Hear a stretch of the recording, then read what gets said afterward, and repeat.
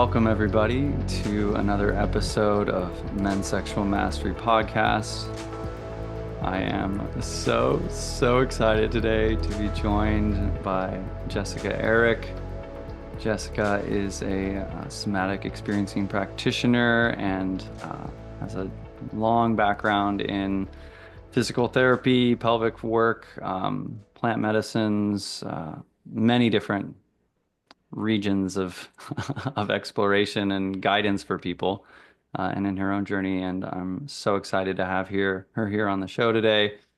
Thank you so much, Jessica, for hopping on the show.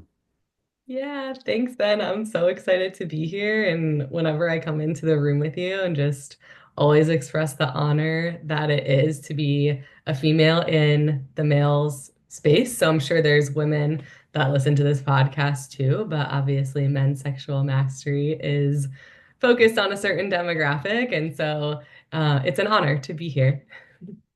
Yeah.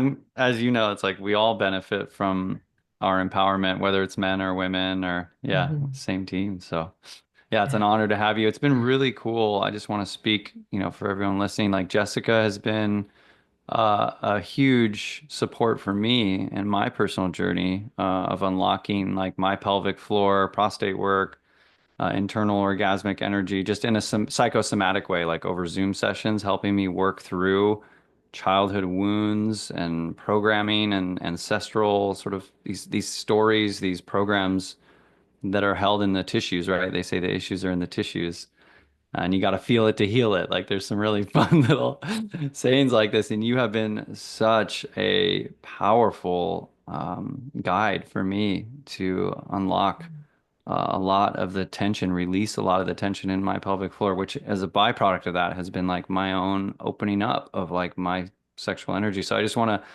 thank you for that and for the ways that's also impacted the brothers, I've served and for the brothers who through our program are now working with you. Like, thank you for showing up in this space. We honor you having a female presence come into the men's sexual healing. You've been such a powerful impact for me and for so many. Thank you for trusting me. Yeah, it's so cool to like witness what you and I have accomplished in just a couple of sessions where, I used to be a pelvic floor PT and I still have the degree and all of the knowledge, which really supports some of the work that I do with people. But the route that I take is completely different. And to watch what the body can naturally hold and feel and release without more intense interventions is really quite magical. Like the body knows what it's doing if only we create the right environment for it to naturally do so. Ooh. Yeah, everybody breathe into that. The body knows what to do. We just have to get out of the way. Is that what you're saying? hmm Totally. And so much of our pain and discomfort and coping strategies and all of these things come from trying to get rid of the thing. Like our mind wants to get rid of whatever it is, the discomfort, the addiction, the anxiety, the emotion, Mm. but our body naturally knows how to alchemize all of that stuff. We just haven't been taught how to create this space for it. So that's part of what we do. Yeah. Yeah. Oh, I can just feel like to the depths of my body and like my fingers and toes kind of tingling with this energy of just, and that's what's really cool. I've realized as I've deepened in this work, is like I can feel truth. I can feel resonance, at least what resonates, what's true for me. And when someone else speaks it and you speaking that, and there's just like, that whole concept or that remembrance that like, hey, it's good, baby. Like the body's got it. Like you don't have to do Mhm. anything actually. Like it's just waiting to like as soon one of my teachers says like we're our inherent nature is like hot air balloons and all we got to do is cut loose the sandbags. Mm, It's like the yeah. body has the intelligence and I can feel my whole nervous system just relaxing into that. Like, oh, that's like so what a relief that actually doing less is where it's at, less intensity. It's like hmm actually just what's right here, which, yeah, for some people who may be listening, it may be really fucking intense and gnarly, and you may not want to hear that, like, what you're experiencing right now, like, oh, it's all like the body is holding the codes. It has its own intelligence when things don't, when you're in a lot of pain, and when you're at the beginning of your journey, but trust that there's a way to move through it that actually doesn't require you to leave yourself, to leave your body, to try and Mhm. like David Goggins your way, just push, push, push. I see so much of this in the spiritual community, like this Mhm. addiction to intensity and actually like using, working out or breath work even, or even, yeah, spiritual practices or self-development work to bypass the discomfort of what's just being felt in the body, which may be a Mhm. lot, but like that's why I love the work you do and I do in my own way, uh, of going into that, the Yeah. root of it. Yeah. It's funny. It's like any practice can be used poorly, you know? So people can be doing ice baths every single day, or they can be forcing themselves to run further than their body wants to, or they can be using sexual energy in a negative way, or plant medicine journeys every other week or every month, when in reality, most of these tools are asking us to work with them in a bit of a more intentional way. And the softening of their use and the spreading out of their use can create a bit more value. And that's not always true across the board. You know, like we were talking before we got on this call, sometimes we're in a season of discipline. So sometimes if I'm teaching myself discipline, I want to get an ice bath every single day for a container of time. And teaching myself that I can move past my mind's limitations of what's comfortable, and I'd rather lay in bed or I'd rather do this, and just be like, no, I can actually, I'm in a season of proving to myself that I can show up for myself consistently no matter how uncomfortable. That's good. Sometimes we're in a season of flow where it's like, actually, this isn't feeling supportive. The amount of resistance that I feel to it isn't just, oh, mind over matter. It's actually my body telling me this isn't for me today. This isn't what the moment's asking for.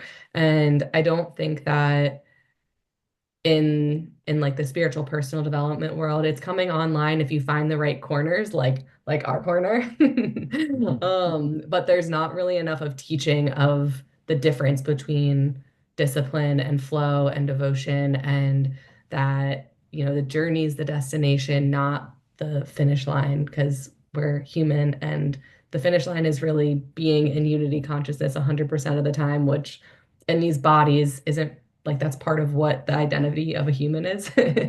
Um, so yeah, that balance is an ever evolving skill that I think if we learn that more, or if we teach that more so that more people hear it, it will change the way that people are approaching, these various practices that actually have so much value. Yeah, yeah, 100%. And it's interesting you use the word like these practices are calling forth like us using them intentionally. Mhm. And one thing I appreciate in that is that similar to the body's intelligence, like the practices have an intelligence as I see it. Like Mhm. energy don't lie. Like if it's not working, you're gonna be fucking miserable. You're gonna be like Mhm. it's an uphill battle. Yeah. Like and I think a lot about this, like what you're saying, like the difference between a medicine and a poison. Like a medicine can be a poison depending on the dosage. And I know you say this a lot, studying with Peter Levine, like your Mhm. school that you're from, like the definition of trauma, or one definition is too much, too fast, or too soon. Mhm. So like our relationship with these practices, our relationship with this energy, and actually, for me, I just encourage people to do less, like in a lot of our training programs, and do it with more feeling and Mhm. listening to your Mhm. body and like what actually feels good. If we could just speak directly to this right now while we're talking about it, like if an ice bath, if you feel like you're punishing yourself, don't fucking do it. Mhm. Permission to not do it. Like this is why in our training we talk about discipline. Like the whole point of our commitment programs and our accountability, one-on-one daily accountability is like creating coherence and like creating a Mhm. what feels good. Like you coming back into remembrance of the true version of you that's like empowered, that's heart-centered, that feels good. And like that's why I think that the power of aligning our sexual energy is so potent, because using and aligning sexual energy to be like as a pathway of personal transformation and like giving ourselves the allowing everything to be pleasurable actually is the ultimate tool, the ultimate alchemy, to get into an ice bath and be like smiling and oh, and like practicing opening up our channels and like knowing how to shake our bodies and just like be in the have these neural pathways and these open nervous systems that can like actually interact and interface with things that may be perceived as really difficult, may be Hmm. perceived as really intense, with modulation and with deep listening to the body and letting the body lead and not the mind force. Hmm. Um, that's so key. And the other thing I wanted to mention too is like in a lot of these, I'm not talking down to be clear about like, yeah, I don't think either of us are about like ice baths or working out or breath Hmm. work or psychedelics or like, yeah, like all these intense blowout experiences or forcing or even David Goggins, like, Yeah. and like just pushing, like this punishing kind of energy. Like, there's like an unhealed part of us, obviously, that like there's something wrong that we like have to fix all the time, and Yeah. that's what we'll get into. That's what you specialize in, and myself in my own ways. But Yeah. that is just to me, I see it as like it's a step on a long staircase of like our journey. And I know for me in the beginning, like that's like I like to say that coping mechanisms are actually really helpful. Like embrace that. Like if you have a broken foot and you need a crutch, maybe that's porn initially or alcohol or shitty relationships or whatever else. Like you're something outside of you is like helping you numb that pain. That's okay. Like until you can, but like having an awareness that you're doing it, taking ownership of it first and foremost, and then finding a doctor and like crutching your way to a hospital, and like that's a necessary part of the journey. So like I just want to name that like and maybe we're upgrading crutches for better crutches. Like, the lack of self-worth and self-love that's like driving you to be an alcoholic, and then you get into marathon running and CrossFit and you're like, beating just forcing yourself into developing your body in pain as a way to avoid feeling your lack of self-love. And then, yeah, maybe through that journey, you develop an epic body. That's still a huge improvement to drinking all the time. But then there Hmm. comes that time when, and if you're listening to this podcast, like obviously you're in this conversation because you're reaching that threshold of like, oh shit, it can be easy. Oh shit, like I don't have to do anything. Like I can just actually get out of the way and allow with guidance and help initially, you know, yeah, just like what's these patterns of, let's say in that instance of lack of self-love, in the childhood programs and our ancestral programs, whatever stories we have, this to feel it and to let it be moved through. Yeah, like it's all part of like a sequence I see as like part of our Yeah. development. Yeah. Yeah, you said something a couple minutes back where you were like, we just want to be doing these things with more feeling. And I think that's the key. It's like, I actually quite love all of these practices that we're talking about. I just don't support people doing them without reason just because someone else told them to. And so doing them with more feeling of like, this curiosity of what is this moment asking for? What is this moment asking for? Okay, this moment is asking me to share this thing in conversation. Oh, actually, this moment is asking me to keep this thing to myself, to hold it.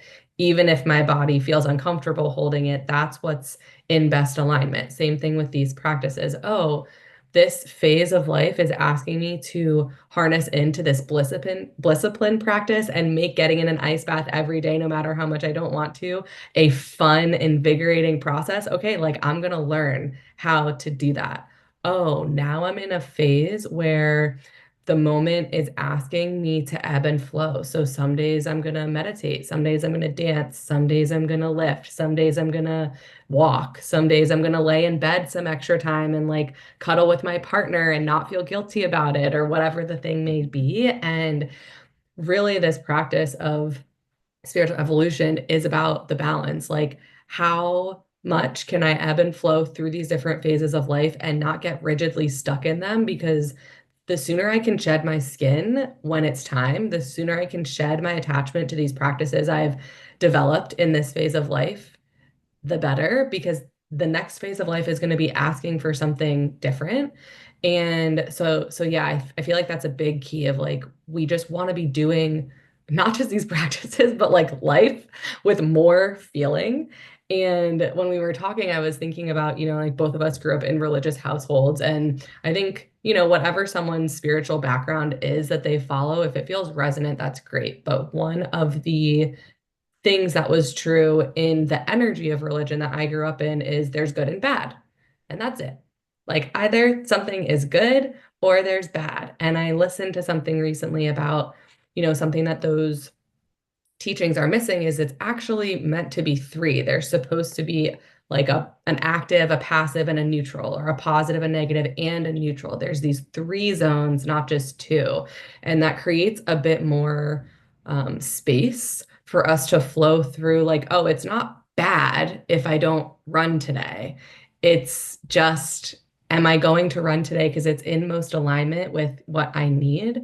Or am I skipping it just because I'm feeling lazy? Or am I choosing intentionally to not do this practice because there's actually something calling me forward with more alignment? And so I feel like that is a massive key that people need to be like spreading and speaking louder. Like, yes, all these practices are great across the board, but they're only great when done with intention and with feeling. And this inaccessibility to feeling is kind of like the whole issue with culture of like, oh, like, how do I even know what my body's feeling about this practice? How do I even know how this sexual practice or the sexual partner or porn is making me feel? Like, I don't really know till after the fact when now I'm in like a 10-week shame cycle, But there's cues long before that. We just haven't been taught how to work with what our body's telling us, and actually we've been taught to really suppress a lot of what our body's telling us, and that's where a lot of the work that I do comes in, is like, how can I attune your listening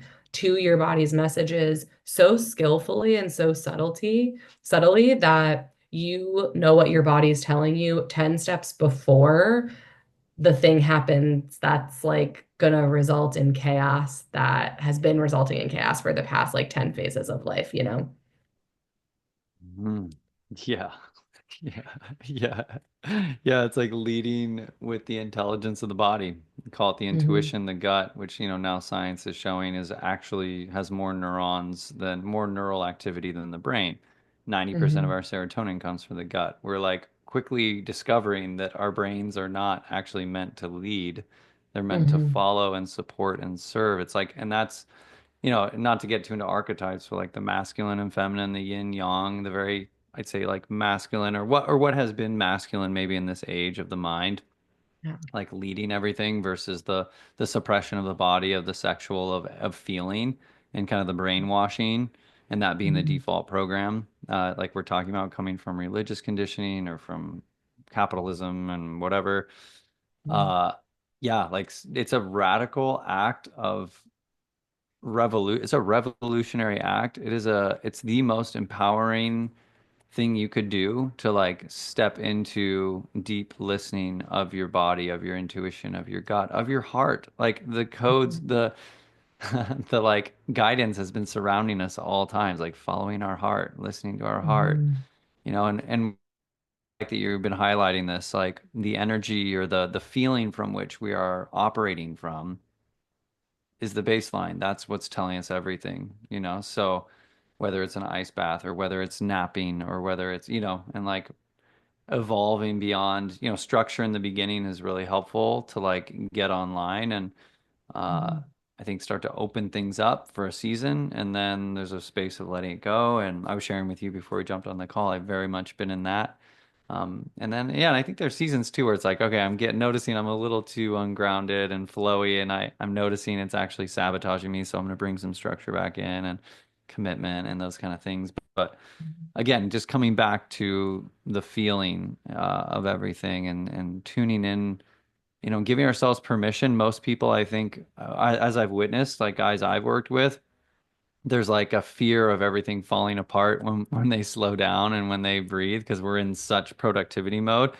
Mhm. Um, and I think trusting like the emergence of like as you listen to all this, listen to your body, your world may completely shift. And we tell guys, especially working with sexual energy, this is totally related. Like the nature of sexual energy is such that it binds and amplifies what is. So like if you're in cognitive dissonance, if you're in a lot of self-loathing or self-hatred or just yeah, like these loops, it's just going to amplify and turn up the volume on like what is. So Mhm. that's why we have, like I do in my one-on-one coaching, alongside the amplification and rewiring of neural system pathways, opening up the nervous system, like opening up this energy. Right alongside that, there's the support as things come up that may need to be shed that are no longer you to like allow you to actually be more of you. It's like forging, like going into the fire and letting the fire burn away what's not you. And this Mhm. like back and forth shedding of layers, just like the seasons and people being reborn again and again. And I see you stepping into that space in a huge way, and you have for me in these moments when patterns emerge that are not, yeah, not truly myself or the guys who you're serving. I'd love to Mhm. hear a little bit about like for anyone who's intrigued by this and like what this process can look like, of like if Mhm. they're because we're talking a lot about like the other side of it, like Mhm. tuning into your body and having clear coherence between your mind, body, heart. And by the way, there's, of course, during our podcast, there's somebody leaf blowing outside. So apologies to you or I anyone can't listening. hear it. You're good. Okay, it's like the Heyoka is what they call it in Yeah. Lakota. It's like the sacred teaser. Um, leaf blowers, come on. But yeah, so we're talking about like allowing the body to lead and having this coherence of actually listening. But like, what's the process like, for people who are experiencing, who just can't even, that's beyond the grasp of their experience? Like, Mhm. what's the journey like? Or how could you share like what some of this work with you looks like? Can you speak to Mm. that? Totally. Yeah. So the first thing that's coming up is like we can't see our way out of hell when we're in it. And that is one of the most important teachings for why every single one of us needs someone to hold space for us. Because our own ego thinks that we know what's going on, but that's basically the trap of you can call it whatever you want. You can call it devil energy, you can call it the ego, the protector. I don't really care, but like we can't see the way out of hell when we're in it. And so having a space holder allows someone else to hold space for you to create the container that might be necessary or to ask the right question or to give the right mirror so that your protection softens enough that then your heart comes forward and says, "Oh, this is the way out. Oh, this is the way out." And the hallmark of the work that I do in session is how do I make the person in front of me feel safe enough that their body does it naturally? And then when do I need to pull in, my different skill sets and my intuitive knowing and my feminine oracle to guide the process. So I always start with teaching people how to feel into their own bodies and people come to me from all across the board. Some people come to me with like, you're coming to me, you're very able to feel into your own body, which is so nice. I can just guide you in other directions. But there are some people that come to me and they're like, my body, what do you mean? Like that doesn't feel like anything. It's And like numb. so it's Yeah. numb or like whenever someone asks them how they're doing, they'll say, "Oh, I'm fine," or "I'm good." Like, "How are you?" And it's immediately deflected to the other person. So if you think that you don't feel anger or you don't feel shame or you don't feel guilt or grief, I want you to know that all of these are human emotions and you do feel them, period. Mhm. Across the board, every single human feels them. And if you're not feeling them, it's because your inner protector is doing its job to protect you from them. And maybe it's not benefiting you anymore. And that's when we look at these coping strategies that we've developed of, oh, drinking actually was supportive of me at one time, or this crutch of cannabis was actually supportive for me at one time. But maybe now that I'm realizing I don't feel so good in the day to day, something needs to change. But our inner protector kind of holds on to these things that once protected us because it's afraid that it might need them again. And so I guide people through these practices of teaching their inner protector, like, it's safe. We're in this phase of life right now. We're not in that one. And sometimes these practices come through just by the body giving us information. Like, I'm feeling this, I'm seeing this color. We just be there, which, to your point of not wanting to slow down, the practice of just being with something that's present is so potent. It's unbelievable. But besides that, I often also work with like inner child work, when these emotional states or physical sensations come up, it's often because there's something stored in the body from a past memory, from someone not wanting to play with me at recess, or someone teaching me that being gay is bad, or someone telling me that sex is shameful, or that I'm shameful because I'm human, or whatever the story may be. Um, we want to really uproot those initial memories where like that seed of poison was planted and the body knows. And so I take many routes of care in my sessions, sometimes breathing, sometimes movement, sometimes dance, all of these things.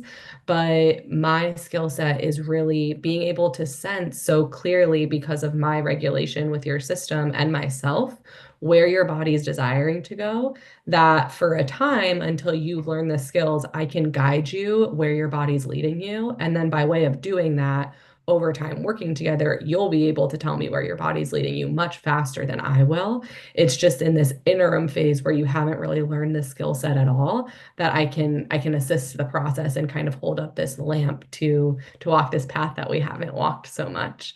And then it's amazing to see what the body offers. It's like, oh my gosh, like I didn't know I felt anger. I'm really angry about that thing. Or Mhm. wow, I thought I'd processed this trauma and I'm realizing there's actually something else there from a different memory that's similar that I didn't even know was traumatic because I buried it so deeply. And that's a huge part of this work as well. Like I said, you can't find your way out of hell when you're in it. It's like people across the board think that their life is no big deal and they should be fine. That's the disease of anxiety and depression is, oh, my life wasn't so bad. Like other people have it worse. Or, oh, I deserved it. My life was actually bad, but I deserved it, so I'm bad. And this is my lot for life. It's kind of like in one of those two categories. And the healing comes in realizing like you didn't deserve it and it wasn't your fault. And actually, it doesn't matter if your life was better or worse than someone else's, in quotations, because the things that you experienced that hurt you were the greatest losses of love you've ever felt. And so it's person specific. And another definition I use for a traumatic event besides too much, too fast, too soon is an experience of desiring love and not receiving it. That's going to be traumatic every time.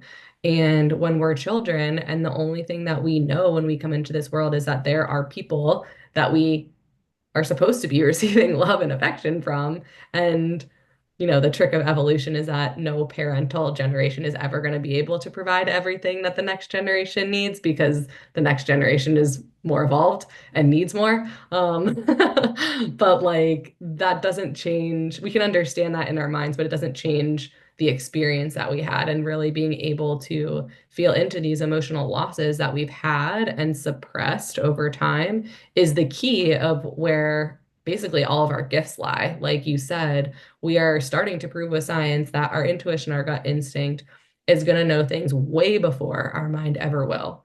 But that message system lives in our body, which is the same place that all of our emotions live.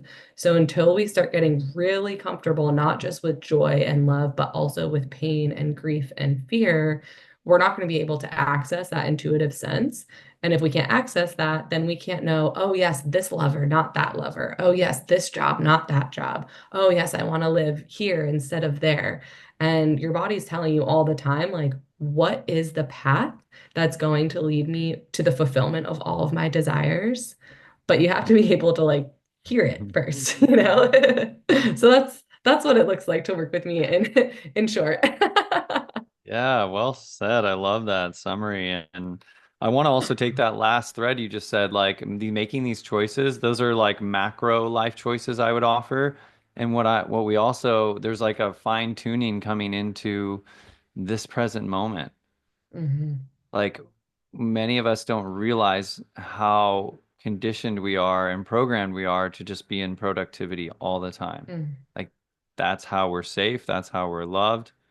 And if we stop doing and running and making and building, and a lot of times those are also just avoidances of feeling what's here, like the workaholism thing. I know for me that's runs really deep, and I think for the collective. Um, but yeah, bringing that, connecting into the intuition and learning to breathe, this simple just belly breathing, and if anyone's listening, even right now, just taking a deep breath, opening up your lower belly like they say the smiling Buddha. Ah, sign. Ah, and just shifting that vagal tone. If you're, anyone who's listening is familiar with, I know Jess, you are, like polyvagal theory. Like there is science out that shows like this is how we get into the body. It's actually incredibly simple. It's just breathing deeper into the belly. And if for anyone listening who's maybe, yeah, like on your own, just trying to figure this out, like lying down and doing 10 deep breaths with your hands on your lower belly below your belly button. We call this the lower dantian in Chinese medicine. This is like awakening the body and just shifting the vagal tone. The vagus nerve is what's called, from the sympathetic to the parasympathetic, shifting from the mind into the body. That's it. That's like the gateway. Was there something you were going to throw in there, Jess? I just want to insert really quickly that occasionally there will be people that are so accustomed to their nervous system being on all the time that even the thought of trying to change their breathing gives them anxiety. So what we're guiding you through right now, just like calming into this breath, probably for 70% of people is going to work to activate your parasympathetic system. And if you are someone that, maybe you've tried to learn belly breathing and you've just like totally brushed it to the side because whenever you try, it actually triggers your anxiety, the breath might be even too much for Too your much. systems. So Yeah. for those people, rather than working on your breathing, I tell people go outside and stand in the sun for 30 seconds or a minute or 3 minutes and just feel the sunlight. Anything you can do to activate a pleasant sensation will also alleviate your nervous system activation a little bit. And then the more safe you start to feel in those micro pauses that do feel accessible, like a slow 5 minute walk outside or a breathing in of the sunlight or working with an essential oil or stretching slowly, then as your body feels more comfortable with that, the breath will start to feel more accessible to you. So that's not for everyone. If you can do the breaths, Yeah. that's the best path inward. But I just like to insert that because on the rare occasion there will be someone that's like, this isn't working, and then they panic. But there's other options. We just have to make the steps smaller to actually get to the place where the breath works. Thank you for dropping that in, Jess. I really appreciate that. Yeah. Yeah. That's on point. Because, yeah, ultimately, these fine tunings, and because yeah, if somebody can't breathe, then they're like, it's feeding the story that there's something wrong with me, and it's like feeding Exactly. that whole loop, which is like, oh yeah, I know that one really well. Like that's one of my favorites, like that I grew up with. Like, what's wrong with you? What's wrong? And I wanted to Hmm. mention, for a lot of people, it's like these programs that are running, that you're mentioning are unconscious. They're subconscious. Hmm. It's like we're not, it's like the trauma we're talking about and the things we're talking about processing aren't like, oh yeah, like I'm aware of that time my dad hit me. They can be, of course, but like a lot of these things are actually stored deep in the body and they're suppressed memories. So for those who are Hmm. listening, it's not, yeah, I don't want to make it too or seem like cut and dry necessarily, or that's not the right word, but like these things, what's blocking the body from feeling are suppressed, we can call them Hmm. traumas, let's say, that Yeah. are outside of the scope of your conscious mind, or else you would have released them already, right? Yeah. I also want to say on that note, like in growing up in the era that we grew up in, it appears that there were a bunch of TV shows or movies that talked about suppressed memories as like being really bad. And I just want to highlight that, yeah, sometimes people's suppressed memories are really intense traumas, but also sometimes they're just things that in the moment we didn't clock the emotional status of, and so we brushed them to the side. So, for Mhm. example, I had this, I always use the example of people didn't want to play with me at recess because it's like, who cares? And actually, they did play with me. They just didn't want to play the game I suggested. But when that memory came up, the amount of emotion released from it was was a lot, you know? And it's a story that then got created of like, oh, my ideas aren't good, so I'm not going to share them. So when we say suppressed memories, they might be something really scary and significant, but it also might just be something you haven't thought about recently because in that moment, your inner protector kind of like hid it away in a closet. Same thing with, I have a whole slew of sexual traumas, but I only recently realized that the way I learned what sex was traumatic itself. Mhm. And I hadn't really realized it. I knew it wasn't a way that I would have liked to learn, but I hadn't really realized the physiological response I had in the moment. And so yeah, to your point, it's like we use the terminology suppressed memories because that's what the terminology is. But I just want to highlight for anyone listening that that doesn't mean, oh, I don't have suppressed memories because I know with certainty I don't have significant trauma. The Yeah. path of awakening and of healing is like this constant uncovering of how much more specific can I be about what alignment is. And at each Mhm. layer of learning that new specificity of alignment, we generally remember things or understand things in a way that we hadn't before. And that's the whole process of learning to see, as we might call it. So it's not just these people or you might have suppressed memories. It's like we all don't have clear vision.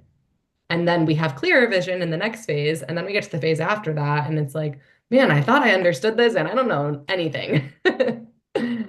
And onward we Yeah. go.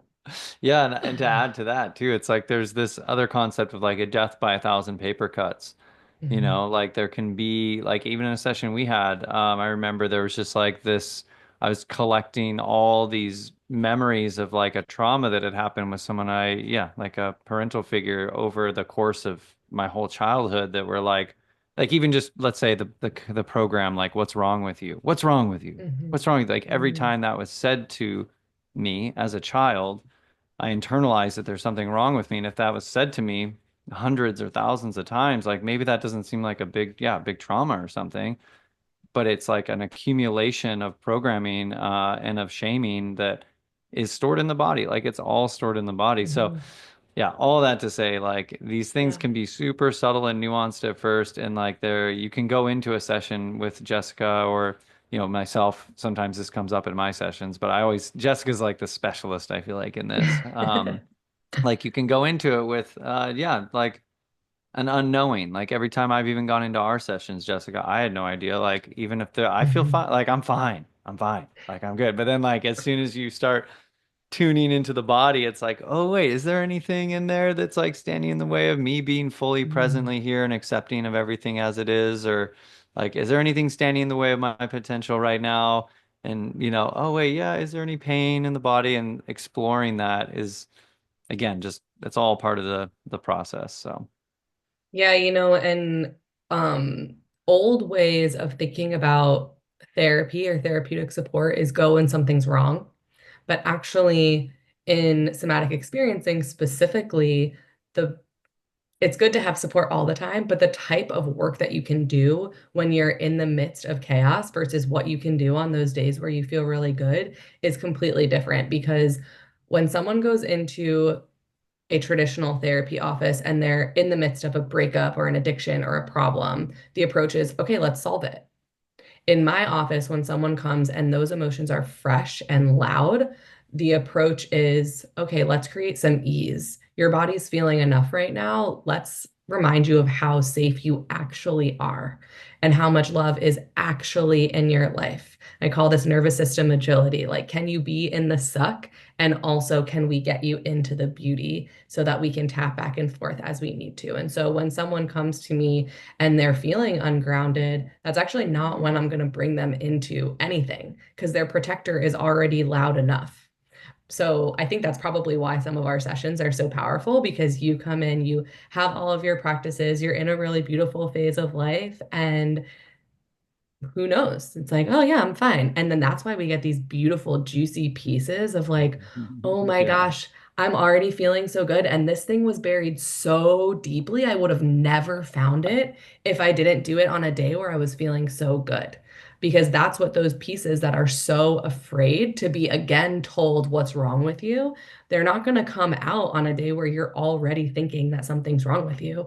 They're going to come out on a day where you're certain that nothing's wrong with you so that they can be reassured otherwise.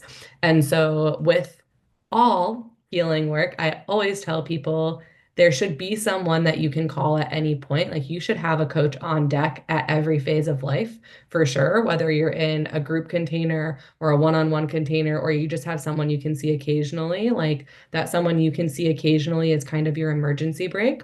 Hmm. But in those phases where you're feeling good, it's honestly the best time to be doing things. It's the best time for you to come see someone like me for sure. I love helping people when they're in the midst of their addictions too. We do amazing work there, but there are certain pieces that are only going to come out once you're feeling good. And so I just like to add that because we think that when we're feeling good, we don't need support. Yeah. And it's true that when we're not feeling good, we definitely do need support. But when we're feeling good, there is a different kind of beauty and a different kind of seeing that comes online when someone's holding space for us on those days. Yeah, yeah, and this actually ties into, I'm loving this thread that we're just weaving and weaving. We're going really deep into this. And when we were talking about suppressed memories before, I loved what you said. And one of my mentors, Xavier Dogba, who actually I just had on the podcast, he talks a lot about, yeah, like we can thank the shadow, we can thank the subconscious, we can thank suppressed memories, that closet where everything just got thrown into and the door got shut, and we're like trying to put mattresses over it because there's like a banshee screaming. We think there's a demon in there. These are my words, by the way. This isn't Yeah. exactly Xavier's teachings, but like thanking the suppression mechanism because we weren't ready to handle it at that time. We needed to file it away for later. And what we thought was like this screaming demon banshee, this like thing that's wrong with us that's like shoved away, and we're just trying to yada yada yada like run it around, in this manic state, of programming, just trying to avoid feeling what's there, opening that up. Like when the time and the space comes and when we're resourced and supported, like we're talking about, and the time comes and we're ready to open that door, it's like actually that's just a wailing baby. It's like Yeah. that's the metaphor I always think, oh my God, it's just my child was screaming and throwing a fit because I like wasn't there to hold it. He Yeah. wasn't there to be held. And it's um so yeah, I do think that there's like a piece of this that is like thanking the Mhm. suppression, for being there. Thank you to the darkness and the unconscious for like and the body for just storing this because yeah, I didn't there was nowhere to go at that time. And now as we Mhm. yeah, open up into these spaces and what you're speaking to, like when we're coming from a place of well-being and spring cleaning and like instead of being like panic mode, like the house is on fire, like we gotta start putting it out, like actually approaching things when things are okay. Like I'm thinking of like spring cleaning, like going into that closet because we're resourced and the sun's out, we're opening the windows and we're opening the closet and we're just sort of like going through old boxes and pulling out things, and suddenly we have a huge massive process and like release of all this emotion instead of having like a screaming child locked up in the closet who's freaking out. Like we actually are going into it in the light of day, just sort of sifting through it. And to me in my journey, like that's been if we talk about steps in the process of our evolution, like it's been beautiful that in the beginning, I'm grateful to all my coaches who guided me through the state of complete dysregulation in the beginning. And then coming into, and I love that you meet people at all states, and so do I, Mm. but it's been cool. It's been a really beautiful journey to deepen from this state, for me personally and from other guys who I serve and hearing you like of going into these spaces from a space of well-being and safety and support, and not emergency and panic, and not to say that there's anything wrong with that. That's just, but it is cool to celebrate that like there is an entire spectrum of exploration and healing that is never ending, and it actually gets Yeah. easier in time. It gets Yeah. more and more loving and beautiful. Like the last session you and I had was like one of the most beautiful, cathartic. I don't think I've ever cried that much in my entire life. and like being there, like in that space, releasing like in the visualization or the energy of like feeling my inner child, coming online. And um it's cool that like and coming back, I want to circle around how we started this conversation with intensity, and like a lot of people seeking intensity as a subtle unconscious bypass of feeling what is. And I want to celebrate just like even just speaking to that specific occurrence recently of this session we had. They like and this is related to all the sexual healing work we're doing in men's sexual mastery too. It's tuning into the subtle where like the juiciest, most like amazing experiences are. Like I didn't need to go do Mhm. ayahuasca to have the most cathartic emotional release connection to my inner child, reprogramming of my whole psyche. Like it could Mhm. actually just be with a dear sister over a Mhm. Zoom call in my house. Like I didn't need to Yeah. go anywhere, run away, or like do some massive thing. Like, Mhm. wow, what a fucking relief I feel for that. Like that actually it's getting deeper and deeper and better, doing more with less, and Yeah. tuning into the subtle. It's funny you circled us back to this intensity thing because I was thinking the same thread naturally. But this idea of like having support all the time, it's like you can wait to get support or to do a program like MSM until your relationships are falling apart, or to work with me until you're going through this like catastrophic addiction recovery phase or whatever. But you don't have to. And when we do the subtle things in between, like when we take deep breaths halfway through a podcast to bring our system back down, or when we're on bathroom breaks, we just take a little extra time to wash our hands so that we can check in and see if our body needs anything, or we do weekly sessions with people when we're feeling good. Then when life does inevitably swing into the place where there's some stuff going down, it won't be as intense because we've been doing weekly cleanings instead of letting the dishes pile up in the sink for months at a time. And you're going to have to clean those dishes at some point, but you can Mhm. spend months doing it as your house is burning down. Or you can clean them every night before you go to bed and then be able to see the fire before it catches. Yeah. And that that feels really important. And to your point of like thanking our protectors as well, it's similar to what we were talking about in the beginning of like these crutches. It's like I Mm. had a pretty bad eating disorder growing up, and I had some other addictive tendencies. And by the time I got to this phase of my journey, it's like, wow, thank goodness my body knew that it needed something so that I didn't like jump out of a window. Because that's basically the idea of these protective mechanisms is I'm feeling way too much and I feel like I'm going to die. What's going to help me feel like I'm not going to die? And some people don't develop the coping strategies that prevent them from losing their life. Like it is that serious. And so my eating disorder is not serving me anymore. People that come out of their drug addictions, the reason that they do it is because it's not serving them anymore.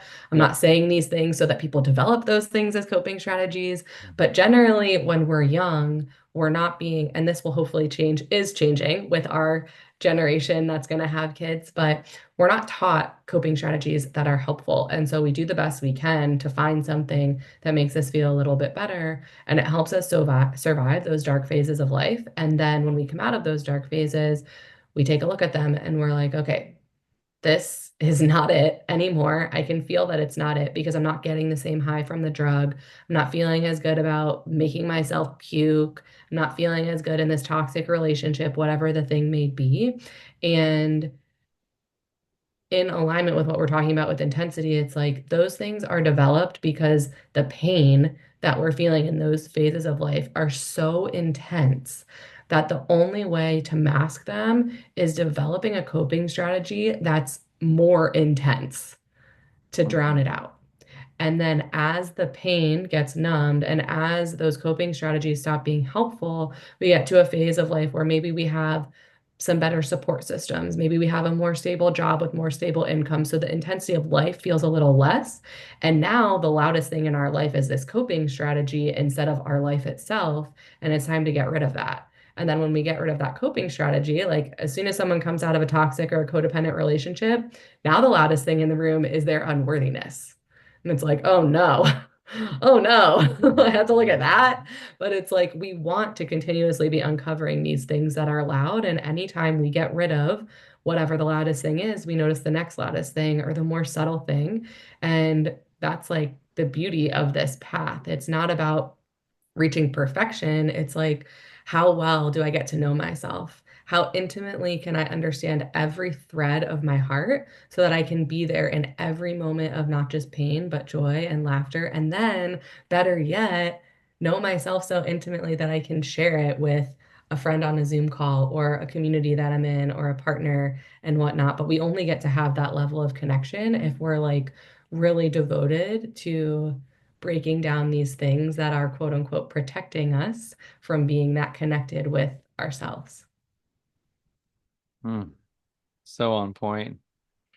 I'm laughing right now because there's like a Harley Davidson going by. I'm just like laughing blowers and Harley Davidson. This is like being with all of it, just like you're talking Yeah. about. One time I did a Laughing, plant smiling. medicine journey. Sorry. One time Go I did a ahead. plant medicine journey with someone, and it happened to be the day at this Airbnb that they did yard work. So for the entirety of our plant medicine journey, there were people doing yard work outside, and I was just like, I guess this must be for us. Like it must be Yeah, for us. totally, totally being with all of it. Well, I love what Yeah. you're speaking to because I loved how you spoke, the way you framed like coming into the listening to the, initially it's like the screaming baby that's in the closet that like suddenly we rescue that. That's like phase one of like opening this stuff up, noticing the massive shifts in our nervous system. Oh my gosh, like wow, I'm not carrying all that held tension in the body anymore because I'm caring for this part of me, and the integration of these things, and then working into the quieter and quieter, like listening for the as we turn up the volume, just like what's not in resonance, like what's not loving, essentially, like in like the frequency of love with ourselves and with everyone around us, and like we're in this house of mirrors, of just like our human experience is reflecting back to us like our internal state of being. Little mic drop there, but Yeah. like I think that tuning into the subtle, I feel like what we're speaking to, this is what this is all leading to, when we're talking about sexual healing specifically on this podcast in the context of this conversation is like the more you can feel into your body, the less blocks there are, the less numbness there is. Actually, you start to open up and relax into deeper levels of pleasure and you start to feel more and you start to be more present and you can start to hold more space in relationships for rockiness within your life, within your circle, even in the bedroom for like exploring and for going into the unknown, and for just allowing the full spectrum of human experience, which gradually, and again, like all this work, I've said this multiple times, I know it relates to you too, but like the root of all healing, whether it's sexual or somatic or, whatever, it's all nervous system regulation. Like that's it. Like it's that simple. And like I hope that's helpful for people, and like these are just there's many pathways up the mountain, and yeah, ultimately it's just coming into more and more coherence and stillness and love within ourselves. Like that's what's at the core of it. And when we can begin to come from that place, and specifically speaking to men and sexual energy, when we can start to hold our semen and develop like that also is hugely supportive. I have to make sure I shout that out in this conversation when we talk about feeling the body, feeling the intuition, it's crucial. Like having a surplus of our most vital jing, like energy within us, it's night and day difference once you go down this path for any brothers who, if you know, it's like there's a vitality and a sensitivity and an intuition that is directly linked with everything we're talking about that is so empowering and like feeling deeper. And that is the pathway to deeper pleasure in life and deeper orgasms, which also we're opening up our whole capacity to feel everything too, though. So that includes the pain. You're not going to get the pleasure without the pain. Sorry. Like it's part Yeah. of a relationship, and actually not even sorry. Like we can learn to get to a point where we're out. Yeah, fuck sorry, literally. Yeah. Make You're love with welcome. sorry. Yeah. Sacred fuck sorry. But like we we can learn to like make love with the pain. Like that's Yeah. it. Like that is what lights me up. We can go into the ice bath smiling and singing and wow, like just going into these spaces softening and softening. And I always have the image of like the water, if there's a rock in the middle of our stream, we don't need to be the rock, David Goggins, blah, blah, just like jamming one, like hitting one rock against another. No, when we're Yeah. the water, when we soften, when we get into the parasympathetic, when we modulate our nervous system, then we can flow around it and move around it. And like this, yeah, this is the power of water that breaks through rock, water that's Yeah. unstoppable. It's the power of feeling. Yeah. Yeah, and this almost feels like a whole other podcast, but I just want to acknowledge from the female perspective, like there is a massive difference being in partnership with a man who has these practices versus a man who doesn't. And it doesn't mean that the man has to always be in these practices. Just like every other practice we're talking about, there are phases where things may feel resonant and not. But sexual energy is extremely powerful, just like really intense anger or really intense shame or whatever is Yeah. extremely powerful. Yep. And if I'm or any feminine person is in a relationship with a masculine person who cannot hold intensity in their body, we're in trouble. Because Yeah. I don't know if you've noticed, but some of the cycles that us feminine bodied people go through are quite intense. And I love them. And that's like what gives us our power. The amount that I can feel is my gift, and the amount that it upsets me when the partner that I'm with doesn't hold me in the perfect way is part of my attunement to what love is. And so the person on the flip side of my partnership being able to hold discomfort in their body is essential for us being able to problem solve those things. If he can't hold his sexual energy, first of all, there's no trust there because that's just like a whole other can of worms. But like, if he can't hold his sexual energy and if he can't hold his anger or his emotional states, he certainly isn't going to be able to hold mine.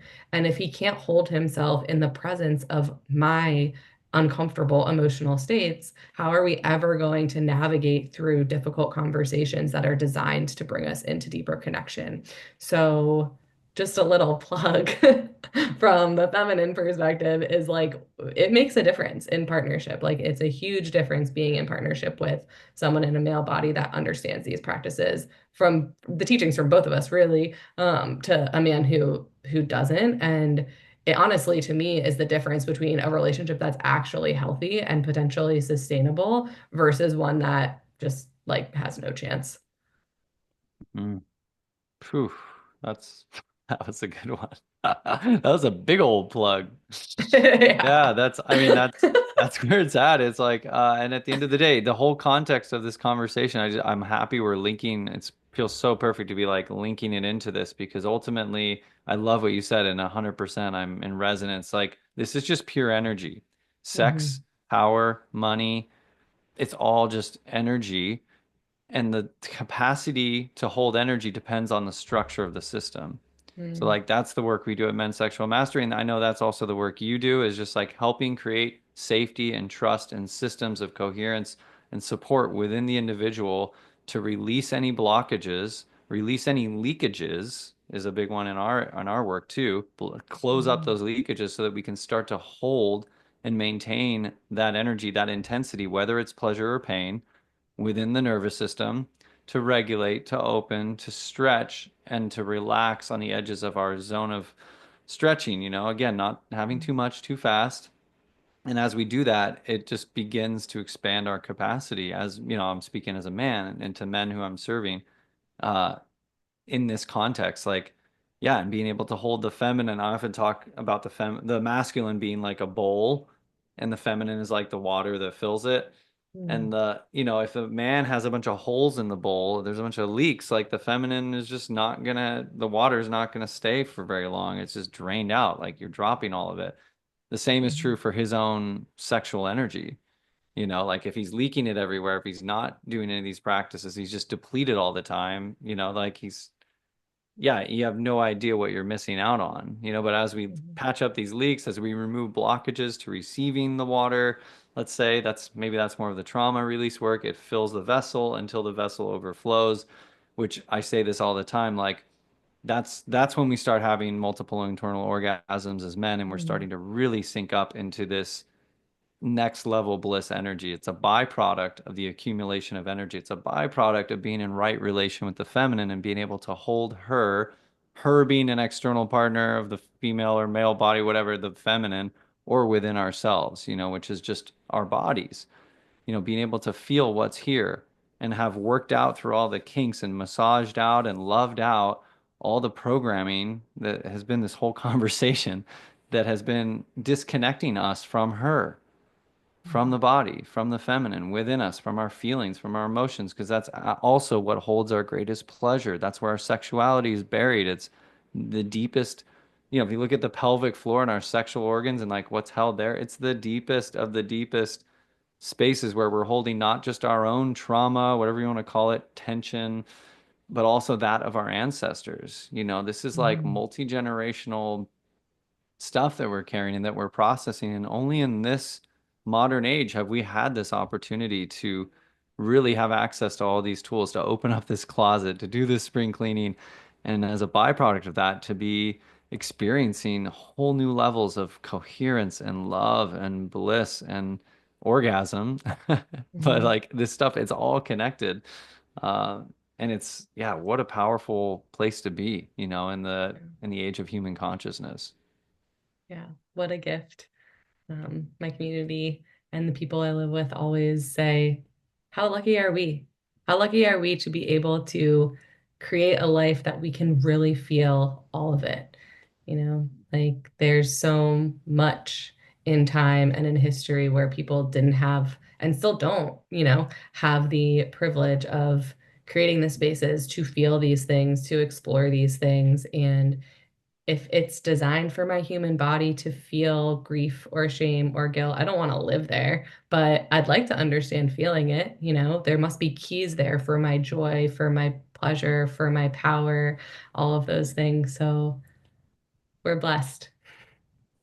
Ooh. Well, Jessica, I know we're wrapping up this conversation. If people want to reach out to you and potentially work with you, what options are there and where can they find you? So my website is lovejessicaerick.com, and you can see all the options of working with me on there. I do some one-on-one work. I have a group program for men that I'm doing with my partner that's going to be in June. And I have a self-study course, which is honestly where I recommend everyone start. It gives a little intro to nervous system work, a little intro to boundary work, a little intro to inner child work, so that you have a good understanding of all this stuff Ben and I are talking about. So you can find all of that on my website and book a free call with me if you have questions of where to start or interest in doing one-on-one. And then my Instagram is at Love Jessica Erick. So you're welcome to DM me there as well. Amazing. And I highly recommend anybody, if you feel in your body right now, any impulse or intuition or like a little stirring in you to reach out to her, listen to that, follow that thread. That's the gateway and the portal to these things opening, following that intuition. Keep listening to that. And Jessica, I promise, will open up that thread and that portal and that connection, and your life will never be the same, but in the best of ways. Mm. Thanks, Ben. I so appreciate you. I appreciate you trusting me with your process and trusting me with your community. It's always good to drop in. I feel like we always have this exchanging of keys, which is so valuable. I appreciate you so much, and also appreciate just everybody listening here today. Thank you for joining us for this conversation. And yeah, is there anything else you'd like to share, Jess? Follow the impulse now was what was coming through, and you were thinking inviting people to follow me, and I'm offering that for sure for work with me, but just for the impulse in general, because we're not as attuned to our intuition.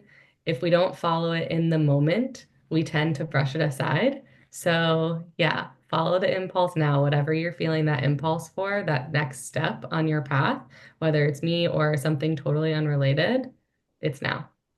Yeah. Follow your highest excitement, surrendering to outcome, taking leaps of faith, and your whole life will never be the same. Let's fucking go. Yoo-hoo. Thank you so much, Jess. I'll see Thanks, you all Ben. soon. Big love.